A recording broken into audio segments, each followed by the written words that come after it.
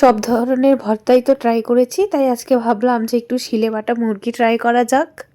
তেমন কিচ্ছু লাগে না, একদম সাধারণ আর খুব সিম্পল একটা রেসিপি, খুব চটজলদি হয়ে যায়। তো চলো রেসিপিটা তোমাদের সাথে শেয়ার করি।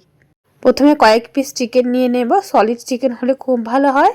এরপর পরিমাণ মতো নুন, হলুদ গুঁড়ো, লঙ্কার গুঁড়ো, গরম মশলা আর কিছুটা সর্ষের তেল দিয়ে প্রথমে খুব ভালোভাবে মেখে নেব। মাংসটা খুব ভালোভাবে মাখা হয়ে গেলে এটাকে 10-15 মিনিটের জন্য রেস্টে রেখে দিব। এরপর একটা তাওয়ার মধ্যে কিছুটা পরিমাণ সর্ষের তেল দিয়ে তেলটা গরম হতে দেব। তেলটা গরম হয়ে গেলে এর মধ্যে সমস্ত চিকেনগুলো এক এক করে দিয়ে দেব। আর গ্যাসের ফ্লেমটা অবশ্যই হাই ফ্লেমে রাখতে হবে। গ্যাসের ফ্লেমটা হাই রেখে চিকেনগুলো এপাশ ওপাশ উল্টে পাল্টে প্রথমে কড়া করে ভেজে নিতে হবে। যখন দেখব চিকেনটা খুব ভালো করে ভাজা হয়ে এসছে, এর মধ্যে দিয়ে দেব অল্প সামান্য জল, যাতে চিকেনটা খুব ভালোভাবে সেদ্ধ হয়ে আসে। এরপর গ্যাসের ফ্লেমটা লোয়ে রেখে চিকেনটা ঢাকা দিয়ে সেদ্ধ হতে রেখে দেব। আর চিকেনটা যখন সেদ্ধ হয়ে আসবে, চিকেনের যে গ্রেভিটা থাকবে সেটা পুরোপুরি শুকাতে হবে না। যখন আমরা এটাকে বাটবো তখন এই গ্রেভিটা কাজে লাগবে। এরপর কিছুটা পরিমাণে শুকনো লঙ্কা প্রথমে ভেজে নেব, এরপর কয়েকটা কাঁচা লঙ্কাও ভেজে নেব, এরপর প্রায় অনেকটা পরিমাণে রসুনও বেশ কড়া করে লাল লাল করে ভেজে তুলে নেব।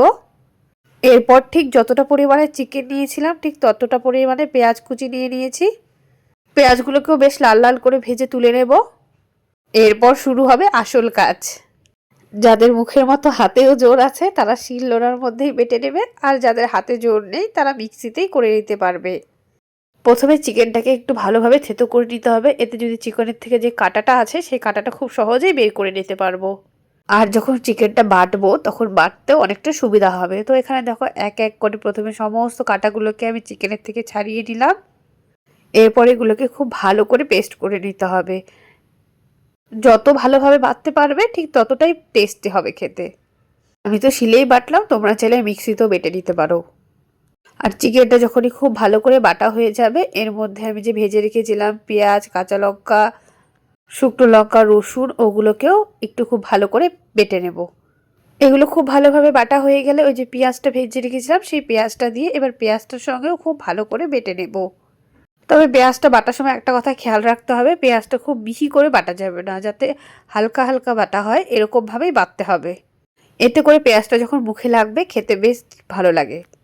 এরপরে সবগুলিকে একসঙ্গে করে খুব ভালো করে মেখে নেব। এরপর কিছুটা ধনেপাতা কুচি দিয়ে দেব, ধনেপাতার সাথে আবারও বেশ ভালো করে মেখে নেব। যত ভালো করে মাখতে পারবে তত ভালো খেতে হবে। যখনই দেখবে খুব ভালো করে মাখা হয়ে গেছে, ওই যে চিকেনের থেকে যে বলেছিলাম একটু গ্রেভি বাঁচিয়ে রাখতে, সেই চিকেনের গ্রেভিটাও এর মধ্যে দিয়ে আবারও বেশ কিছুক্ষণ খুব ভালো করে মেখে নেব। এরপর গরম গরম ভাতের সাথে পরিবেশন করো।